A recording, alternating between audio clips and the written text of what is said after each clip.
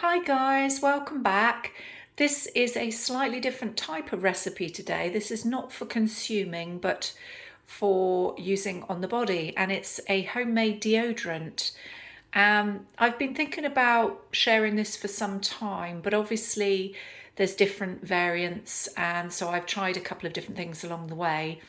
This one is fairly simple and straightforward, and there are always substitutes if, say, you are sensitive slightly to one of the ingredients. So that's the beauty of making your own. You can mix and match as long as you've got the base right, and generally as long as you've got coconut oil to to bring it all together and to firm up.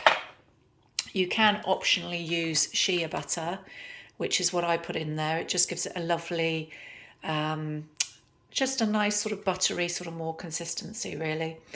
So the ingredients that I'm using for this particular one, so obviously the coconut oil. Now I've just got extra virgin coconut oil, just the standard one you get from the supermarket. And I've got this particular one's an organic, unrefined shea butter. That's the one that I'm using for this.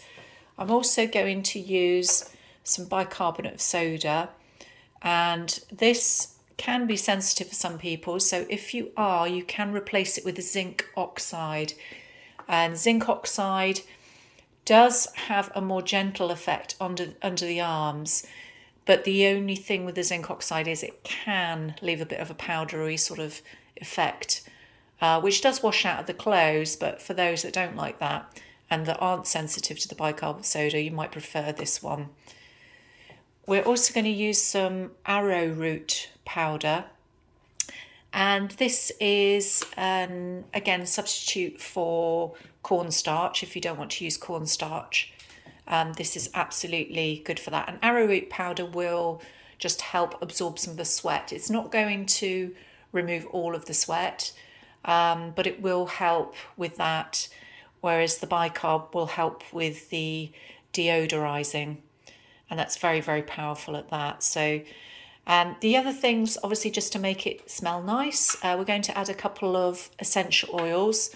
I'm going to use patchouli and ylang ylang. You can use any combinations really, it's whatever you want to play around with, but we'll use up to about 20 drops of those.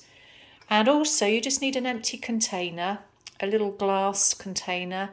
This was the one, my Espulade, that I use, which I use on a regular basis, so I get quite a few of these. So this is a really good size container to use. And the other thing you just need is, basically, if you haven't got a double boiler, then just use a bowl, a glass bowl, and also a saucepan with water. Okay, so I'll show you what we do next. Okay, so get yourself a largish saucepan and just fill it slightly with water, about 1 inch high. And we're going to just bring that one, just pop that one on. We're not going to bring it to the boil, but we're going to just make sure it's on a fairly high heat, about 7 or 8 out of 9, just to warm that up. And we're going to use, as I say, a glass bowl. We'll just pop that in the middle. Okay, so what I'm going to do first is I'm just going to pop some coconut oil in here, and I'm just going to guess roughly what 3 tablespoons are, and I'm going to place them in the bowl. And there we go. Now obviously during the warmer months the coconut oil will already be melted, but this time of year, yeah, not so. So now we're just going to pop some shea butter in here, and we're going to use 2 tablespoons, but the shea butter is obviously a lot firmer, so I'm going to use a knife just to cut some of that, and then I will pop it back in here. And there we go. So whilst that is just slowly just melting, we're going to pop the arrowroot powder in. Now the arrowroot powder, we're going to use approximately 2 tablespoons. And there we go. And we're also going to pop the bicarb of soda in, and we're going to pop 1.5 tablespoons of that. And there There we go. So we're just going to wait for this just to melt a little bit more first. And if you get yourself a spatula,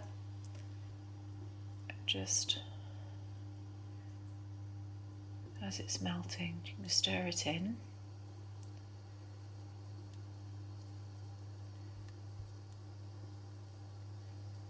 And it will start to get loose enough soon. Doesn't take too long. Okay, so we'll come back to that in a minute when it's melted fully. And there we go. After a few minutes, you'll see it's melted. So we're going to take this off the heat. Okay.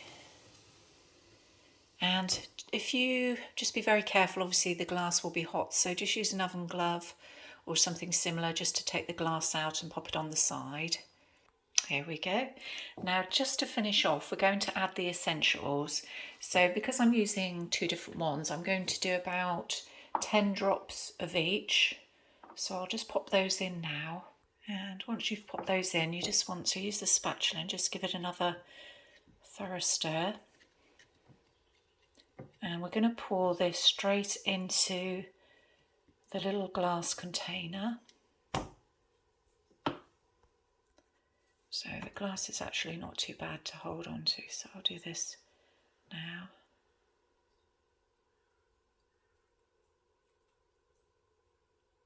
There we go. And we've actually got a little bit more in here left over, so what I'll do is I'll get another one and we'll just fill that up.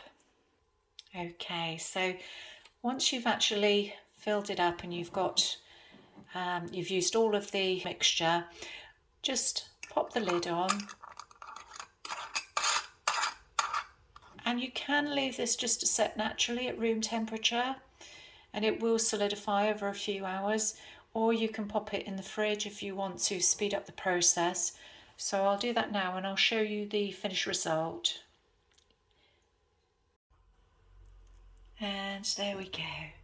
So there's the finished results, everyone, and I'm just going to show you the actual texture. So you just take a very small amount and it's got a lovely, lovely smooth, oily texture.